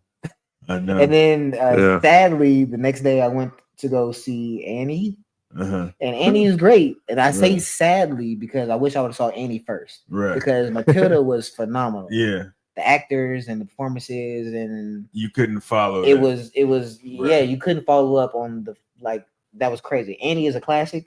Yeah, and I wish I would have saw that first and been like, okay, and respected that. And then came and saw Matilda, but like going from Matilda to see Annie was like, See, that's why you like him. This is a cultured young man. Yeah, he'll beat somebody's ass, and he's like Broadway, criticizing Broadway. What's that? Did you? Yeah. Oh, you got him to go to Wicked? Wicked was great. Yeah. Part 2's releasing soon. I mean, the only way I would go if my girl took me to Wicked, that's the only way I would go. Part 2's releasing soon. I like the musicals. Yeah, I do like the musicals. I like act like just shows. I don't like the music. No. If it's like not Fantasia, Nutcracker. Nutcracker, yeah. Well, that's ballet. Yeah. Well, I mean, but that's music though. It's still music. Yeah, but that's ballet. It's ballet. That's dance. I've been on operas too. I've been in opera before. Yeah, opera is cool too. I was saying opera. Opera is awesome. You might like that shit too. Maybe. No, you would. Like if you go to it, it's like I mean, you have to be in there. All those people aren't wrong. Yeah. And like that's the way I felt. Like when I first went to the ballet or anything like that, you think, but it's not love like that because those people millions of people don't enjoy it because it sucks. And then you go there and you're like, holy shit. You're very impressed by the way they put all that together. It's insane. Yeah, even like local plays. Like I remember my theater group used to go to local plays like downtown at the Houston Theater. You know? Right. And even those sometimes would be good. Like you know, it's good to just go and see it. Like I think I saw what's the one with Mr. Scrooge, the Christmas Carol. The night Christmas Carol. Yeah, Christmas Carol. Yeah, that would be a cool one to see too. I saw that one at the Houston Theater, you know, and they was great actors. I remember that one, and it's good to go see that because those people, that's their art, and I can't do that. No, and I wish if I could have any talent in the whole world, if I could go back in time and create my own little concoction of talents. You could probably be an actor. Singing and dancing. I know, right? Singing and dancing. Me too. I love to dance. I love to sing. Can't say that I'm the best, but I'm gonna try the best. I know. Yo, I like to dance. I like to dance. If I could sing, I ain't gonna lie. I always believe the dancing kind of goes into the fighting thing too, though. It kind of I mean, you got to have good feet. You got to have good feet. If you can dance better than me, then maybe you can fight with me. Maybe I dance very well. Okay. Not amazing. Right. I'm gonna give it my all, and I'm gonna got rhythm. I have rhythm. Can you twirl her? No. What is that? Like where you turn her? Also, I went to school in West Texas, so I do two-step. Okay, well then you can. I two-step. Yeah, there you go. So that's like 1, 1, 2, 1. Yeah, it's pretty simple. Pretty simple little two-step. I can do a couple of little twirls in there. You know, nothing crazy. I need to do more ballroom dancing. I want to take more dance classes. That's what we're gonna do. Take some dance classes. That shit helps out your footwork. Hey, this is good for me to hear. I did theater growing up. I was a theater kid a little bit. My mom, she was I think you said that. I remember that. She was a teacher at the church, so she was doing little plays and writing plays for the church. So I was always in the plays for the church. Wow, you know, the Christmas plays and the the shows and stuff like that. I was always doing that. So I like it. I respect the arts. I wish I can sing and dance better. I know. You know, because forget fighting. I just go. Like why would you? Like why wouldn't you just sing? Well, no, I always thought just dance. You know. I don't know when I watched when Wesley Snipes became Blade, I was like, I didn't know that motherfucker had martial arts. I didn't fucking know that shit. That motherfucker was just from New Jack City and shit. That motherfucker. You didn't see Passenger 57? Oh, no, that's the movie then. No, but then he did Passenger 57. Did he do it before or after? That was his first shit. That wasn't his first one. No, he was already famous. Well, he was kind. He already did a few movies. He'd already done like Jungle Fever. But I'm just saying it was badass. That he was doing like real movies. He could kick and do some fucking fight and shit. Passenger 57 was dope. Yeah, no, it was dope though. Hey, but man, shit, that was like 92. I was like 12. I was like 12. We all went to see that shit. That movie was packed. Because we didn't have any action stars like they were like mainstream that. Since Shaft and shit like that, you know. No, but I mean, he's one of the ones that they were like, "Yo, like we're gonna let you be a fucking." Wesley Snipes is the action guy. star, yeah. But, see, but Wesley Snipes got in front of like Billy Blanks because, like I said before, like dudes did like ISK kickboxing, to get a movie deal. Yeah, like all those fools, Don the Dragon, and all those motherfuckers did fighting. And you were fighting like how comedians used to do comedy to get a sitcom. Yeah. Those guys were doing fighting and you were hoping to be in a movie with Jean-Claude Van Damme. You just wanted to get kicked in the face by Jean-Claude Van Damme in a movie. Yeah, that was a big thing about martial arts back then was like being a stuntman also. It's like they were doing stunts and just practicing stuff. Yeah, I know. That was a big part of it. Yeah, you're like an accomplished martial artist and you just got to let Steven Seagal break your arm. Yeah. That shit is terrible. Yeah. Yeah, Steven Seagal never got hit in the movie. Yeah, I think, but we live in a time now where we don't really have to wait for anybody. Like, if you want to make a movie, nobody stop you from making a movie. I know. You see Tubi, yeah. You can like low quality movies is a thing. Yeah, my cousin's acting in movies. People like it. Yeah, she moved to Atlanta to act. Can you believe that? Like, you moved to Atlanta? Moved to Atlanta to act because there's so many movies being. And it's crazy because like you can literally be an internet actor. Yeah, you can. You can release your content on TikTok and people will keep up with it. I know. Yeah, it's a much better. I mean, God, I wish I was like, I mean, I'm young relatively. Yeah. I'm younger than like Gene Hackman. You know what I'm saying? So I got that going for me. But if I was like in my 20s, Yeah, well, Gene Hackman was like 92, right? he's 95. Yeah. 95, right? Did you see what happened with that? That shit was turned out to be crazy. Yeah. His wife died of some shit you get from rat droppings. Yeah, then he died afterwards. Of course, who was there to help him? He was 95. Poor shit. Well, he was he had Alzheimer's. What's you doing? I don't know. Remember, like, okay, so the last podcast we were speculating about it. We were like, well, you know, we were doing like real. Yeah, like what happened, Yeah. and maybe, and then We were like, we know the he was guest was 95, like so saying made that sense. But why did she and the dog die too? well, It was cool. The dog died. The dog, Gene dog died, Hackman and the dog fucking starved and thirsty. They starved to death. It was Yeah. insane. Not Yeah, good. she had some virus and she died of it. But they must have been really kind of like They were on really their, on their, rustic. Like, why no, was that's she what I'm exposed to all those rat droppings? saying. Yeah. These are real questions. It's like It really is. Like, Yeah. I'm more It's not confused than I was funny. before now. I know it's confusing, and you know, you want to know. You really want to know. Like, You don't, because you have no knowledge. You don't give a I fuck don't know who about these Gene people are. Hackman. I don't know who these people are. You don't know shit about Gene. Well, Gene Hackman. but I know, like, you know, that's not a normal thing. That's not. No, it's not. But he was a great actor. Do I know any of his movies? Yeah, yeah, You know yeah. French Connection. Any of the state? No, he don't. know Enemy about of the French State. Connection. Enemy of the State, yeah. You Yeah, do yeah. know that one with Yeah. Will Smith. Yes. Yeah, that Okay. the dude that he went Yeah. to go The help. Hunt for Red October. Cause that's the one with Denzel. He Denzel That's ends up familiar. being. Yeah. Yeah, you probably seen it. I It's love about a Denzel. Russian submarine. Yeah, yeah. And then This is Denzel based on a true story. Russian submarine Denzel's an landing. executive officer, and then he ends up having to move this commanding officer, which is Gene Hackman, to the side because he's about to start World War III or something. Because it was a Russian nuclear submarine Yeah. that went missing. Yeah. Any And movie that- with this Denzel. really happened. Any movie with Denzel, I'll go Yeah. watch. I I love it. know. Yeah.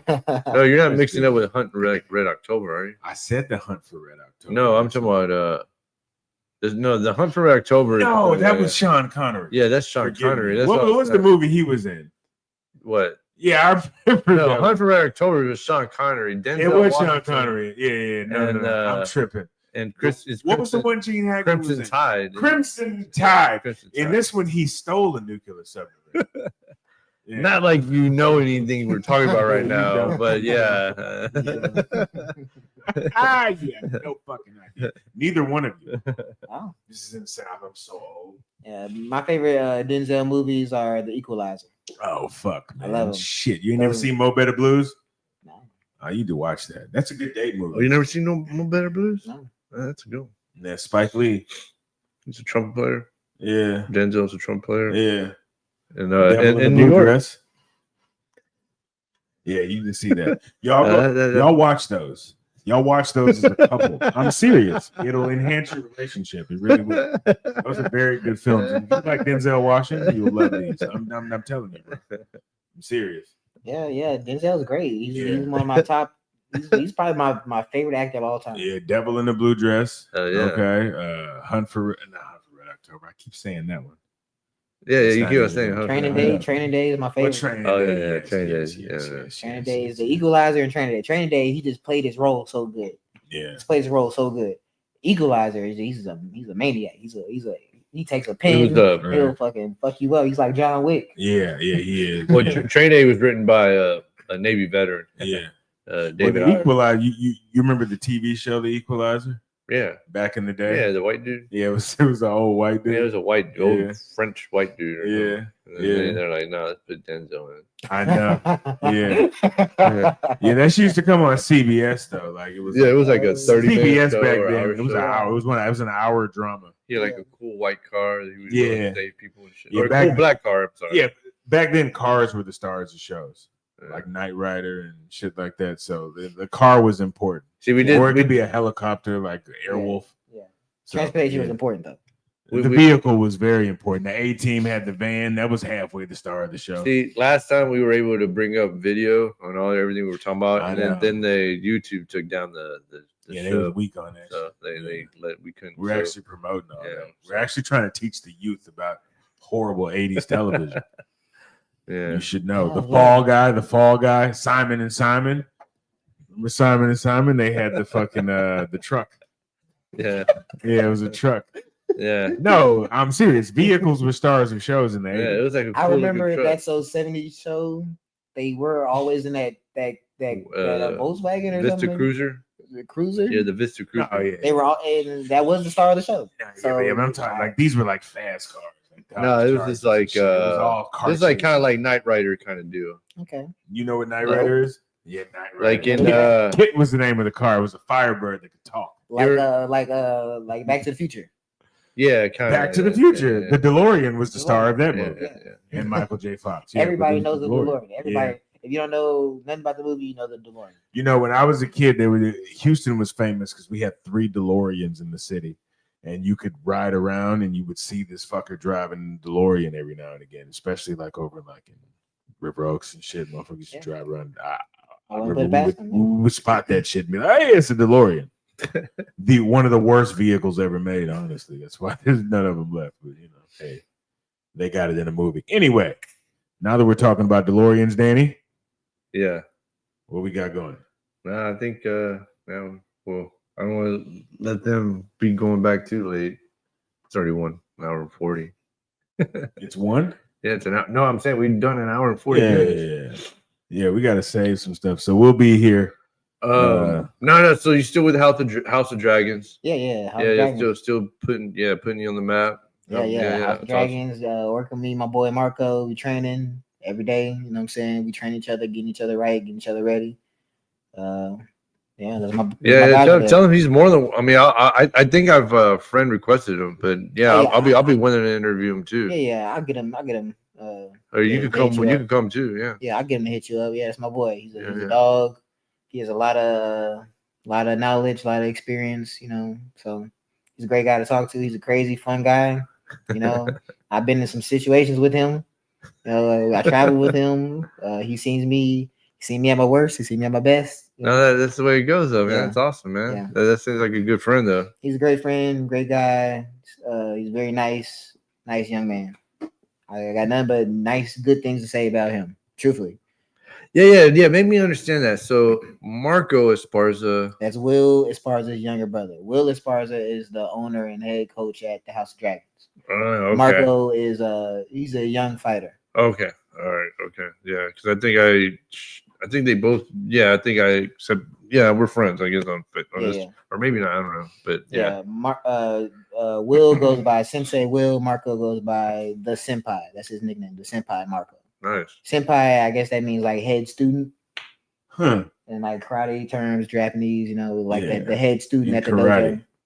dojo. He's like the head student. He's the number 1 student. Okay. Yeah, I just wanted to point out, man. I think you have a good circle around you, man, and you're making these examples. I got ride or die. You know what I'm saying? The people that's really in my inner circle, the people I know that's gonna ride or die. You know, people I know that's gonna, you know. Because like I said, last episode, you were going through your journey, and then you talked about it. And I thought it was interesting, and then like I said, it seemed you were right before karate combat, so that's why I said it seemed like you were like, your mind was just working, and then and that's why I said now you seem like calm, and you're like hell yeah, you're just getting, you know, so life is about those ups and downs, you know, but I went through the journey and I went through it, but it was experience and a valuable experience, and I've had a lot of experience when it comes to this thing that I'm doing, and it does calm me down at times. The chaos, you find calm moments in the chaos, and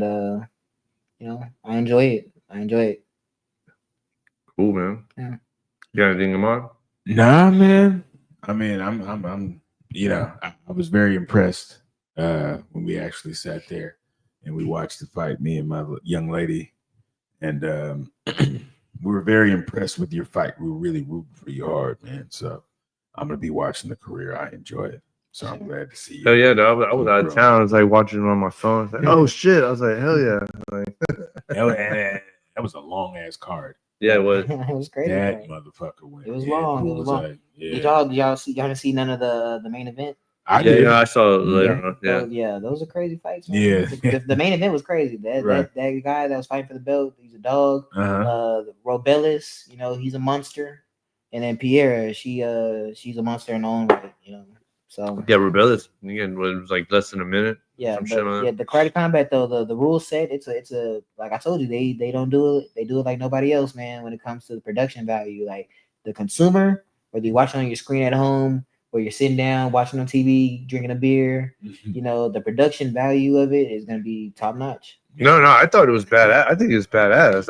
And then, like you said, if I was in town, that shit would probably be fucking badass to go check out.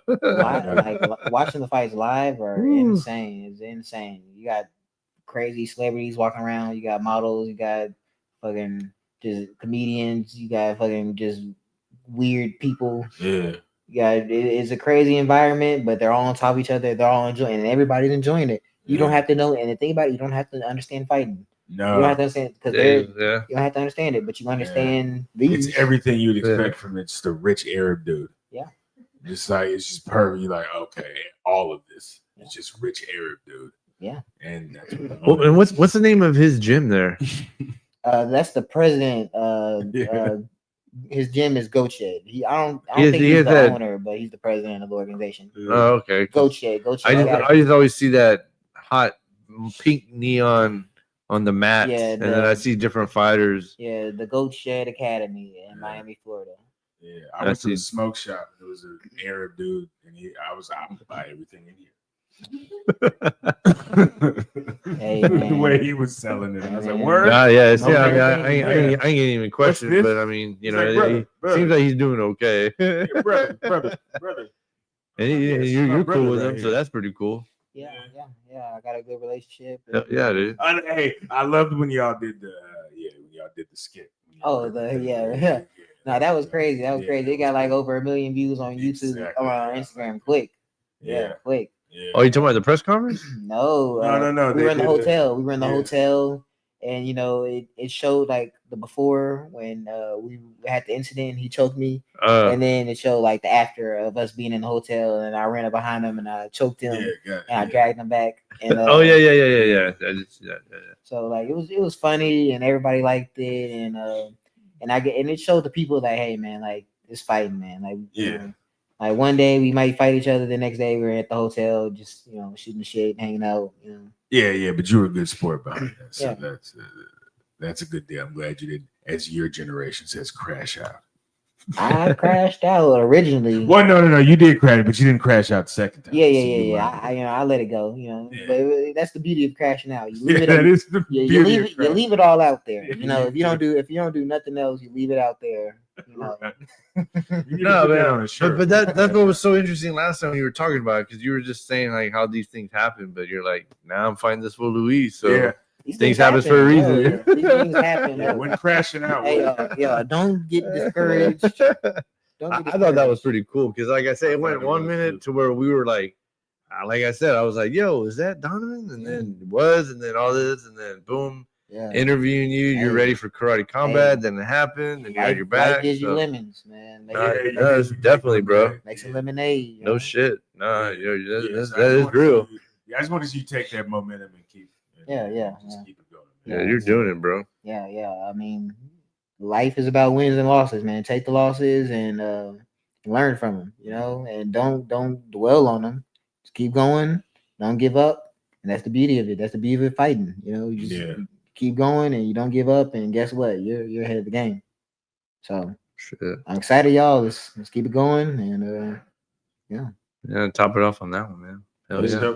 All right, Donevin, man. Thanks, bro, for coming through again, man. You're always supportive, man. Thanks for love, Mod. You know, Mod was here. Like I said, kept on trying to line it because I didn't want. He wanted to talk to you too, so I was like, it would have been just better. For both of us to be here. I enjoyed it. So I appreciate it. And then your lady for being patient with we're us. going into spring break. Y'all got any spring break plans? Training in the gym. We're gonna see we're gonna see what our money looking like. You know what I'm saying? Hopefully sometime soon. If not spring break, soon, man. Soon. Yeah. We're trying to figure out some shit. Yeah, spring break. We want snowboarding. The season is pretty much over soon, pretty soon. Yeah. We're gonna see what our stuff is looking like, but we want to go do something. So, I want to go to Palacios. Palacios, Texas, get surf lessons. Danny used to surf. No, snowboard more than surf. Yeah. No, I sucked at surfing. Yeah. But yeah. Surfing would be great. I would love to surf. I just don't like sharks. Yeah, I have a problem with sharks. I ain't gonna lie to you. I have a problem with the water, man. Not the water, but like the monsters that are the monsters underneath the water. That's the problem. literally beasts. When Steve Irvin got I'm like, And he was fucking with it. You guys, you don't fuck I'm like, man, that's his job.